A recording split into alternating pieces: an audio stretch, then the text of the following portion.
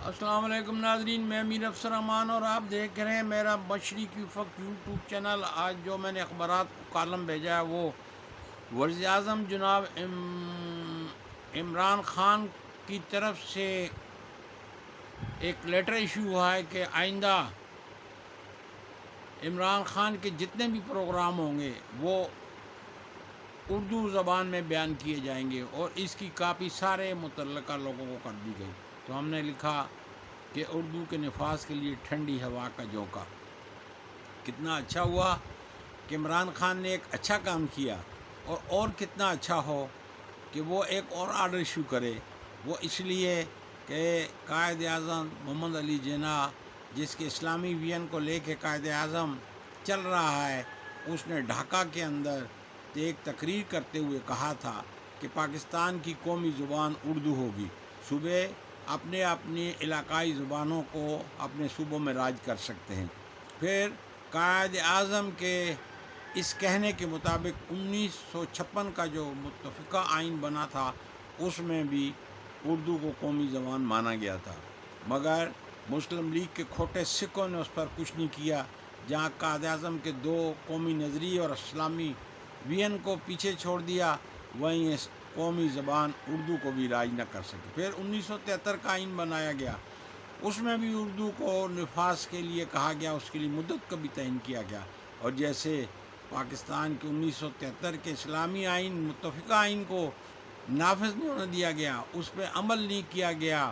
اسی طریقے سے اردو کو بھی دیس نکالا ہی رکھا گیا، اور بیوروکریٹ سیاستدانوں نے اس کے اندر روڑے اٹکائے۔ پھر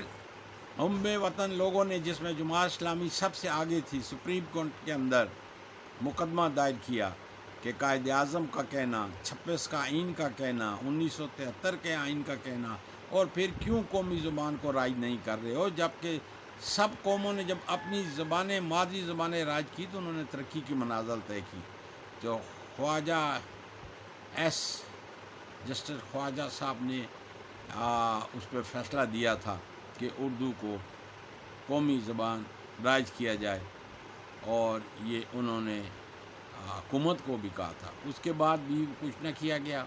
پھر کنٹیمپٹ آف کورٹ کی درخواستیں بھی داخل کی گئیں،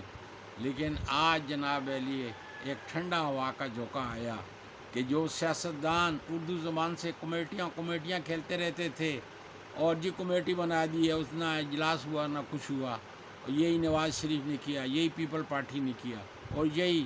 تحریک انصاف کی حکومت نے بھی کیا، انہوں نے بھی ایک کمیٹی بنائی ہوئی ہے۔ لیکن عمران خان صاحب کے ذہن میں ایک بات آئی، انہوں نے عوام کی امنگوں کے مطابق یہ فیصلہ کیا، ایک کاش کہ وہ قائد اعظم کی سوچ، 56 کے آئین، 73 کے آئین، اور عوام کی خواہشات کہ ان کی اپنی زبان میں ان سے باتیں کی جائیں، ہماری عدلیہ کے اندر مقدمے جب ڈسکشن ہو تو اردو میں کیے جائیں، اور جب وہ جسٹس اور وکیل انگریزی میں باتیں کرتے ہیں تو وہ لوگ گونگے بہرے ہو کے سنتے رہتے ہیں، انہیں کچھ نہیں پتہ ہوتا کہ ہمارے مقدمے میں ہمارا وکیل کیا کہہ رہا ہے۔ اور پھر جب جسٹس صاحبان اس کی انگلش میں فیصلے لکھتے ہیں تو وہ بھی نہیں پتہ ہوتا، وہ فیصلے کی کاپیاں پکڑے ہوئے ادھر ادھر انگریزی دانوں کے پاس پھرتے رہتے ہیں کہ بھائیو بتاؤ میری قسمت کا کیا فیصلہ کیا تھا۔ کیا یہ اچھا ہو کہ ہمارے ججز اپنی سپریم کورٹ کے فیصلے کے مطابق اپنے مقدمے اردو میں لڑیں، وکلاء اردو میں دلائل دیں، گواہان اردو میں پیش کیے جائیں، فیصلے اردو میں لکھے جائیں، تاکہ عوام کو پتہ لگے کہ ان کی قسمت کے فیصلے کیا ہو رہے ہیں، اور پھر آئین کی پاسداری بھی، آئین کے رکھوالے ہی ان سے شروع ہو تو بہت اچھا ہو۔ اب وہ لیٹر جو لکھا گیا کہ جی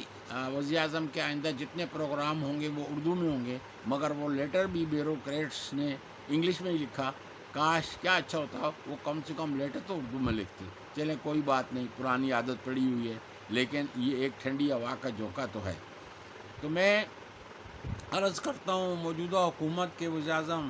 جناب عمران خان صاحب سے کہ یہ ایک دکھتی رگ ہے، اس پہ ہاتھ رکھیں اور عوام کی خواہشات کا پاس کریں، تو عین ممکن ہے کہ آپ کے IMF کو، جو آپ نے اپنا خزانہ اور معاشیات حوالے کی ہوئی ہے، اس نے ٹیکس پہ ٹیکس لگا کے جو महंगाई की हुई है और लोगों की चीखें निकल रही हैं, तो शायद वो ये भूख भी बर्दाश्त कर लें अपनी कौमी ज़बान के राज होने से। और आप इस ख़त के जैसे आर्डर किया, एक और आर्डर जारी करें कि आज से हुकूमत जो है ये शुरू कर रही है बतदरीज जगह जगह उर्दू कौमी ज़बान राज होगी। हम बातें उर्दू में करेंगे, हमारी पार्लियामेंट के अंदर पाबंदी होगी सिवाय उर्दू बोलने के, और हमारे सूबे चाहें तो अपने अपने सूबों में जो भी ज़ुबान अपनी मादरी है वो राज कर सकें, लेकिन कौमी ज़ुबान उर्दू होनी चाहिए। तो ये एक ठंडी हवा का झोंका था जो हमने आवाम की आगाही के लिए आज अखबारात में कालम बना के लिखा। अल्लाह करे कि हर सू उर्दू ही उर्दू हो। हम लोग फेसबुक पे, अपने व्हाट्सएप में और अपने मैसेज करने में उर्दू को इस्तेमाल करें। हमारे दुकानदार बोर्ड्स के ऊपर उर्दू में लिखें, और हमारे दवाइयों के जो कंपनियां हैं वो जो एक अलजबरा लिखा होता है उसके ऊपर, और इतना बारीक होता है इंग्लिश में कि जो पढ़ा ही नहीं जाता कि हमें जहर ये पिलाई जा रही है या दवाई है, उसमें उर्दू के चंद अल्फाज लिखें जिससे लोग पढ़ के समझें, नफसियाती तौर पर उनको असर हो कि ये जो गोली, ये कैप्सूल हम खा रहे हैं इससे हमें ये फ़ायदा है, ये हमने पढ़ा है, दवाई बनाने वाली कंपनी ने कौमी ज़बान में ऐसे लिखा है। ये धोखे ना दें लोगों को, इन धोखों से कुछ नहीं होगा। एक काश मैं जब कभी कभी भारत के मुशायरों को खोल देता हूँ तो वहाँ पे एक लता हया साहिबा हैं जो एक हिंदू ऊंची ज़बान की, ब्राह्मण ज़बान की बेटी है, तो वो उर्दू से बहुत मोहब्बत करती है। तो उसका एक शेर भी मैंने लिखा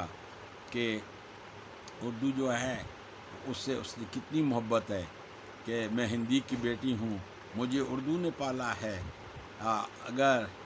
हिंदी की रोटी है तो उर्दू का आने वाला है। इस तरह से और बहुत सी नज़में जो कि वो उर्दू में लिखती रहती है। हमारे पाकिस्तान के एक टीवी चैनल ने उसका इंटरव्यू भी किया था कि आप तो इस्लाम के करीब इतनी आई हैं तो आप इस्लाम कबूल क्यों नहीं कर लेती, तो उसने कहा था ये मेरा और मेरे रब के दरमियान का मामला है। बहरहाल वो उर्दू की बहुत खिदमत कर रही हैं, और जब ये ठंडी हवा का झोंका उसकी तरफ जाएगा तो वो बहुत खुश होगी कि जिनका मुल्क है, जिनकी ज़बान है, जिन्होंने अपने मुल्क हासिल करने के लिए जिस ज़बान में तहरीक चलाई थी उसको आज उन्होंने राज कर दिया है। अस्सलाम वालेकुम।